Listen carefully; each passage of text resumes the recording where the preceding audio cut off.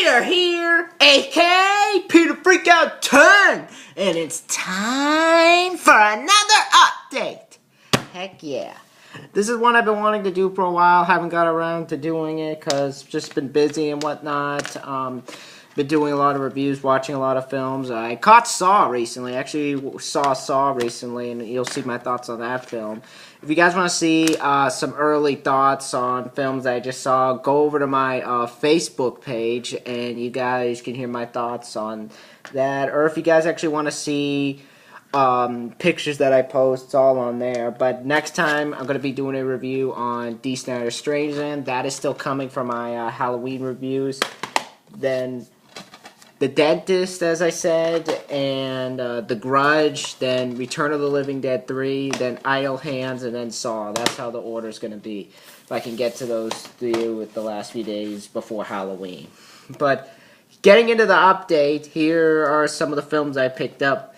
Some of them I might actually watch and do a Halloween review if I have time. But starting up, the first film that I got, but before we actually start, got 3 VHS tapes and 4 DVDs. So pretty much that was from a while ago. I've been wanting to show these. I just never got around to it because I've been busy. But starting off, the first tape that I got, this is for a film that I remember my dad saying he's watched. I've seen it on TV from time to time, so I figured why not pick it up. I like this company, Amblin Entertainment, so figured why not pick it up. Looks like a really fun movie.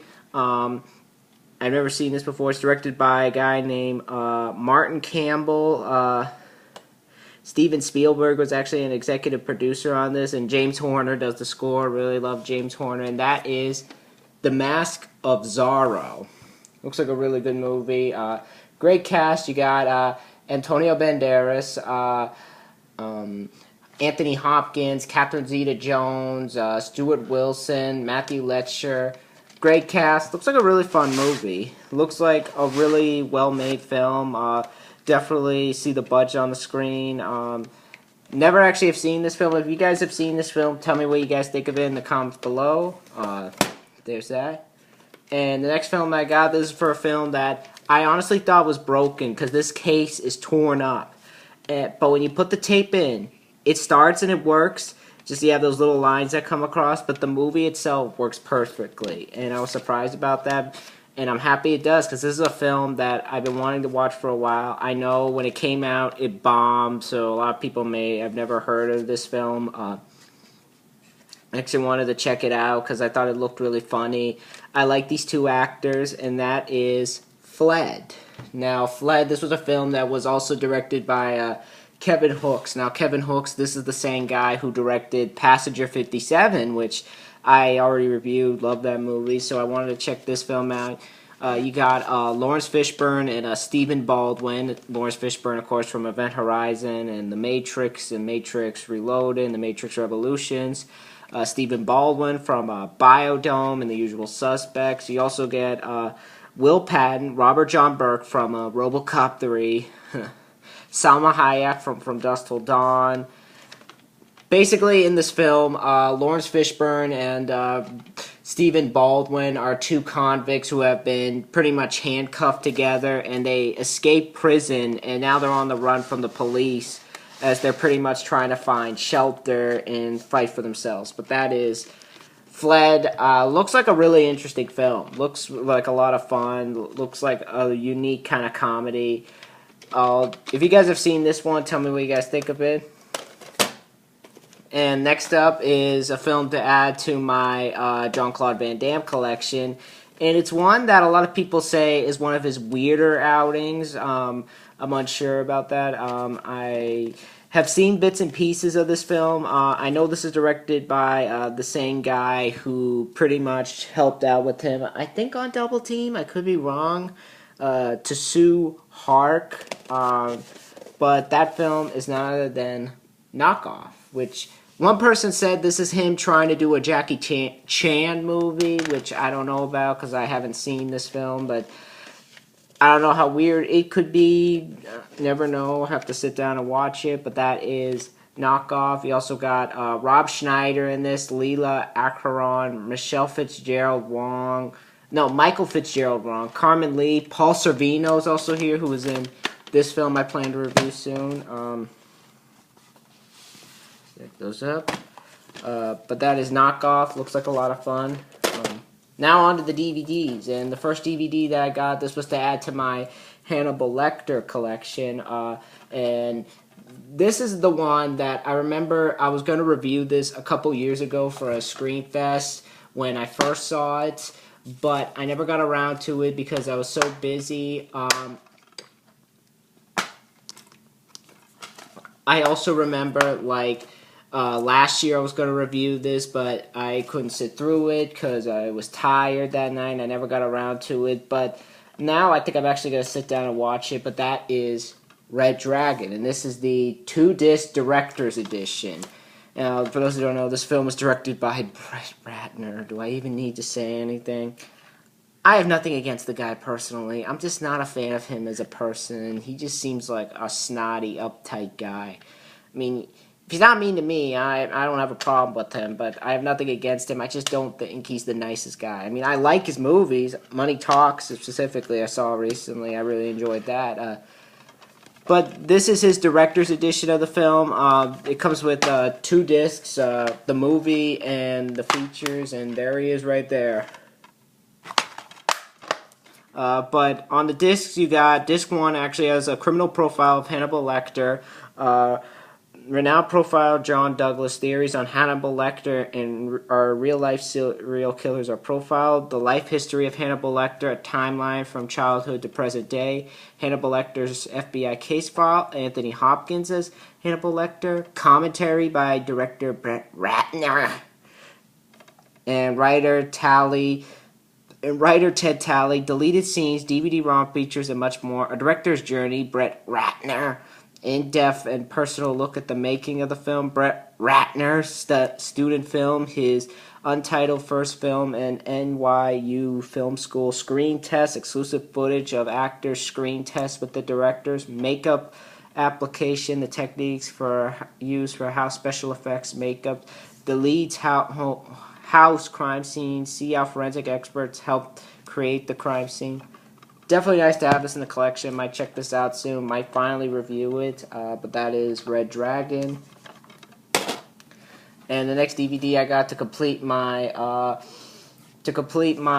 Robert Rodriguez collection with these particular series. This is the first film they ever did. I already have Desperado and Once Upon a Time in Mexico. Both are really, really good films. This is the first one that he ever did, and I think it was one of his first films. Could have been his first, but this is where he actually sent this film to the Sundance Film Festival, and it did so well, and now it's become a cult classic, but that is El Mariachi.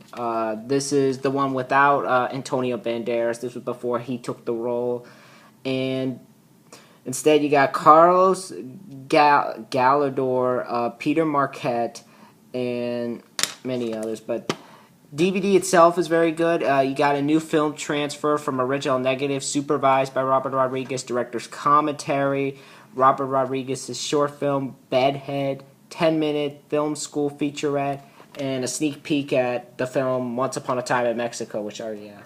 Great to have this in the collection. I might watch this soon. And I picked this up for the collection. I know a lot of people hate this film, and believe me, I can understand. I might sit down and watch it for Screen Fest, but I had to have this for the collection. Halloween 5, The Revenge of Michael Myers.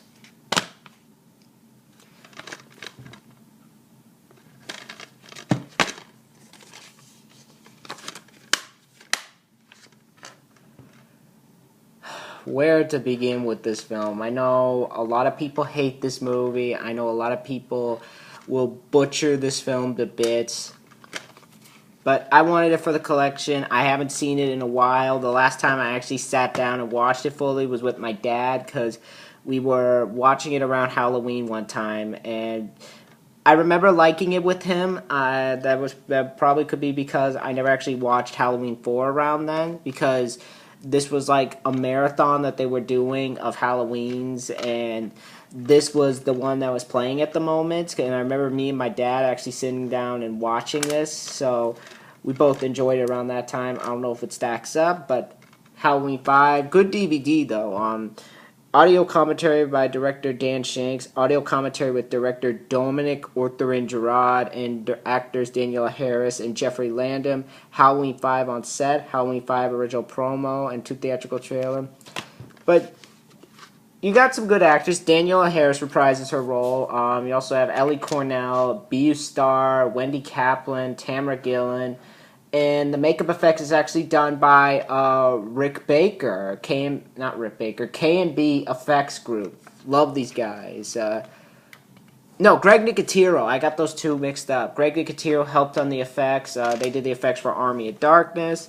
But I'll give this a try and tell you guys what I think. And the last DVD I got, I had to get this film because I'm going to watch the first one soon and might watch the second one, but I had to get the second one. I saw this for cheap, so I figured why not get it. But that is Rush Hour 2. This is the Infinifilm edition. All complete and whatnot. Came with this too. I can't believe how complete this was.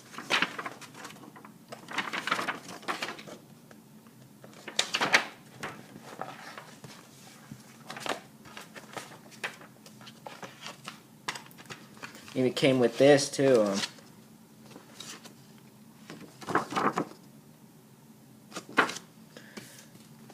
But yeah, that's Rush Hour 2. I know to a lot of people that I've talked to, they say Rush Hour 2 is the best of the franchise. I don't know.